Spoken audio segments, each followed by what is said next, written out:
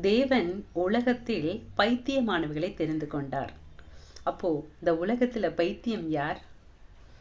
விபச்சாரம் செய்கிறவர்களுக்கும், வேசித்தனம் பண்ணுகிறவர்களுக்கும், குடிகார மக்களுக்கும், கஞ்சா போடுகிறவர்களுக்கும், போதை ஊசி பழக்கம் உடையவர்களுக்காகவும், தேசத்துக்காகவும், தேசத்தின் ஆத்தும ரட்சிப்புக்காகவும், அவர்களுடைய பாவ வாழ்க்கையின் விடுதலைக்காகவும், சாத்தானுடைய பிடியிலிருந்து அடிமைத்தனத்தினின்று அவர்களை விடுதலையாக்கவும், கள்ள தொடர்பு உடைய ஒவ்வொரு குடும்பத்திலும் பிரச்சனைகளும், போராட்டங்களும், கண்ணீர்களும், கவலைகளும், பிரிவினைகளும், சண்டைகளும், கலகங்களும், குழப்பங்களும் இருக்கிறவர்களுக்காகவும், தன் கணவருக்காக, தன் மனைவிக்காக போராடி கொண்டிருக்கிறவர்களுக்காகவும், தன் கணவரை விட்டு அடுத்த மனைவியை பார்க்கிறவர்களுக்காகவும், தன் மனைவியை விட்டு அடுத்த கணவனை பார்க்கிறவர்களுக்காகவும், இந்த கள்ள தொடர்புக்காக தன் பெற்ற குழந்தைகளை கொலை செய்கிறவர்களுக்காகவும் பாரத்தோடு ஜெபிக்கிறவர்கள் பைத்தியமானவர்கள்.